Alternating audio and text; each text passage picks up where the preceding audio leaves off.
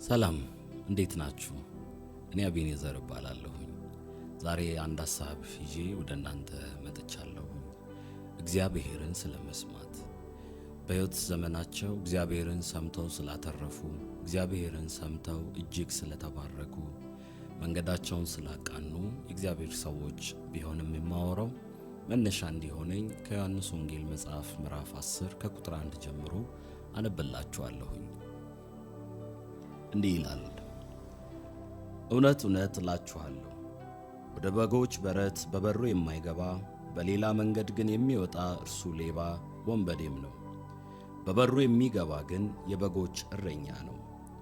ለእርሱ በረኛው ይከፍትለታል፣ በጎቹም ድምፁን ይሰሙታል።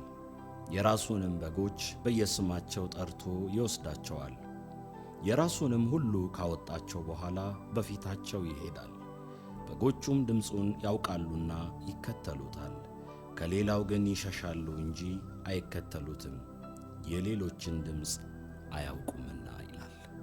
በአዲስ ኪዳን ኢየሱስ ክርስቶስ እረኛችን፣ እኛ አማኞች ደግሞ በጎቹ እንደሆንን ሲናገር፣ እግዚአብሔርን ሰምተው ስለተባረኩ ሰዎች ደግሞ አንስተን ስናወራ ከዚህ ክፍል ራሱ በዚህ ክፍል ምዕራፍ 10 ቁጥር 27 ላይ እግዚአብሔርን ድምፁን የሚሰሙ በጎች እንዴት አትራፊ እንደሆኑ፣ ሕይወት እንደሚያገኙ፣ የዘላለምን መንገድ እግዚአብሔር በልጁ ድምፅ በልጁ መሪነት በኩል በረኝነቱ እንዴት ፍሬያማ አድርጎ እንደሚሰጣቸው ነው የሚናገረው።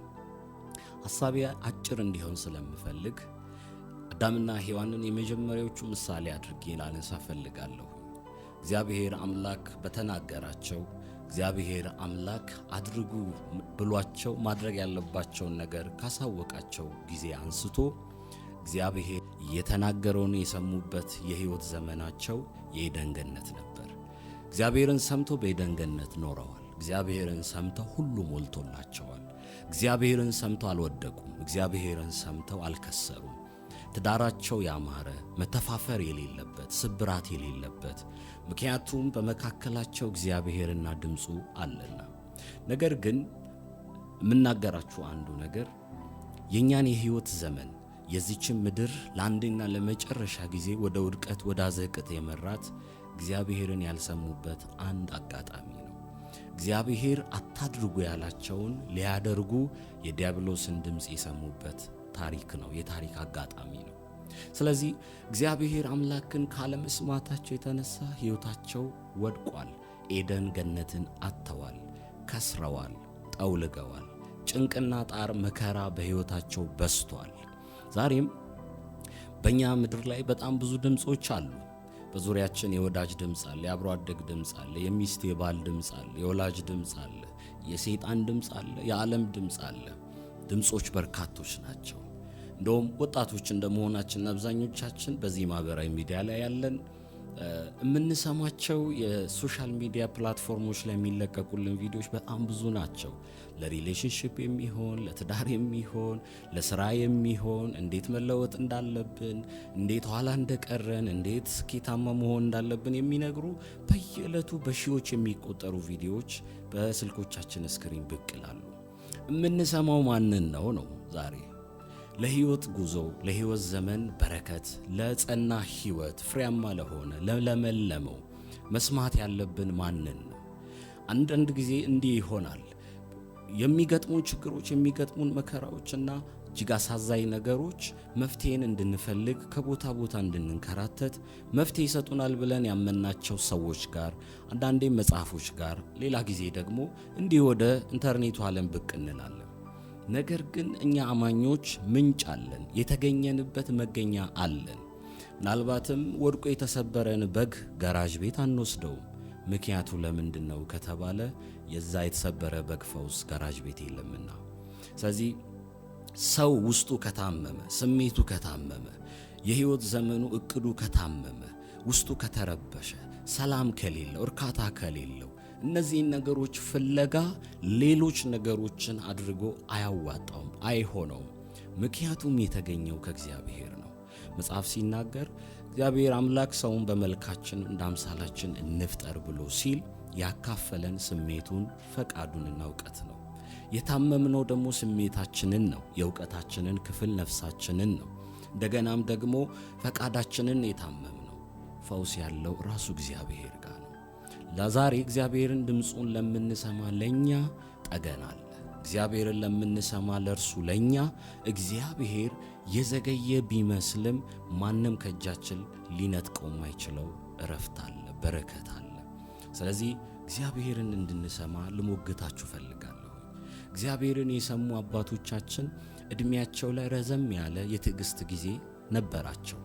ዛሬ የምንሰማው ነገር ሁሉ ግን ትዕግስት እንዳይኖረን ነስቶናል።